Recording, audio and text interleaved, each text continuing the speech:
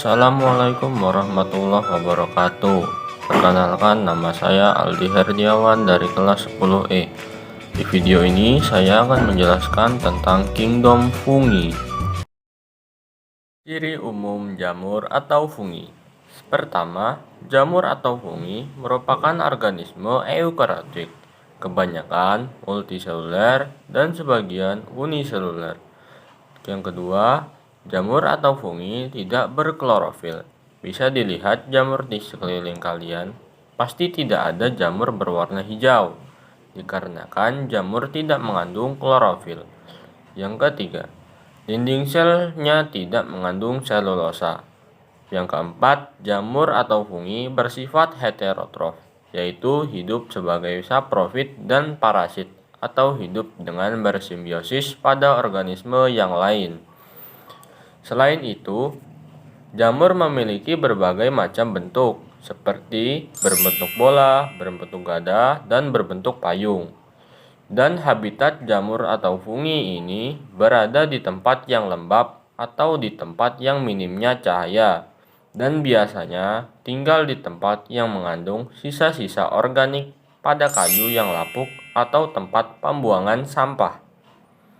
Dan jamur sendiri dikelompokkan berdasarkan 4 divisio, yaitu divisio Zygomicota, divisio Ascomicota, divisio Basidiomycota, divisio Deuteromycota.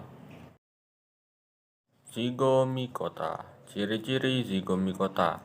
1. Hifa berupa senotik dan tidak bersekat-sekat. Yang kedua, multiseluler. Kenapa Zygomicota disebut multiseluler? Karena Zygomicota memiliki tubuh atau sel yang banyak.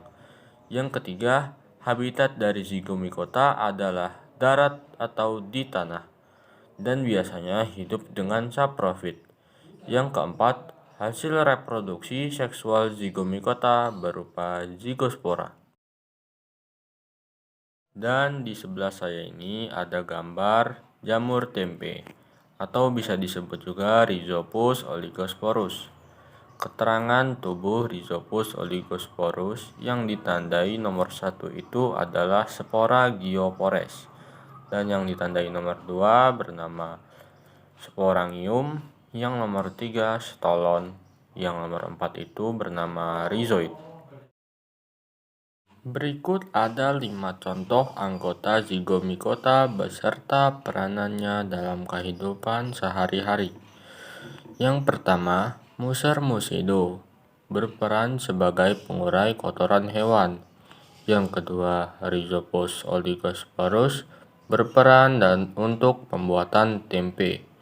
Yang ketiga, Rhizopus oryzae, berperan dalam pembuatan tempe, oncom, dan fermentasi shake. Keempat, Rhizopus nigricans, berperan untuk memproduksi asam fumarat untuk antioksidan. Yang kelima, Beaufauna bassiana, berperan sebagai pengendali hama pertanian. Berikutnya ada divisio Ascomicota. Ciri-ciri Ascomicota adalah sebagai berikut. Yang pertama, sebagian besar multiseluler. Yang kedua, hifa bersekat. Yang ketiga, dinding sel tersusun dari kitin. Yang keempat, memiliki alat pembentuk spora yang disebut ascus. Yang kelima, keturunan diploid lebih singkat. Yang keenam, reproduksi vegetatif yang menghasilkan conidospora. Yang ketujuh, reproduksi generatifnya dengan konjugasi yang menghasilkan ascopora. Dan di sebelah saya ini ada gambar jamur penghasil antibiotik, atau bisa disebut juga Penicillium notatum. Keterangan struktur tubuh Penicillium notatum yang ditandai nomor 1 itu adalah conidium, dan yang ditandai nomor 2 adalah conidiospora, yang ketiga conidiofor, yang keempat hifa. Berikut ada 5 contoh anggota Ascomicota dan peranannya dalam kehidupan sehari-hari. 1. Saccharomyces cerevisiae, berperan untuk pembuatan roti atau tempe. Yang kedua, Neurospora crassa berperan untuk pembuatan oncom merah. Ketiga, Aspergillus niger berperan untuk pembuatan asam nitrat. Yang keempat, Penicillium notatum berperan sebagai penghasil antibiotik. Yang kelima, Aspergillus wendti membuat kecap atau tauco. Selanjutnya yaitu Divisio Basidiomycota. Ciri-ciri Basidiomycota yaitu yang pertama, sebagian besar Basidiomycota multiseluler. Yang kedua, mengandung inti kaploid. Yang ketiga, badan buahnya berbentuk seperti payung atau kuping. Yang keempat, hifanya bersekat. Gambar ini adalah gambar jamur merang. Bisa disebut juga Volvariella volvacea. Dan untuk struktur tubuhnya yang ditandai nomor 1 itu bernama pileus atau tudung, yaitu bagian atas jamur yang paling terlihat dan mencolok. Tudung berfungsi sebagai pelindung untuk himenium dan sistem produksi spora internal. Yang kedua ada spora, berfungsi sebagai alat reproduksi berkembang biak. Yang ditandai gambar nomor 3 itu yaitu anulus, berfungsi untuk mengatur keluarnya spora dari kotak spora. Sporangium akan berkecambah membentuk hifa. Yang ditandai gambar nomor 4 yaitu bernama stipe.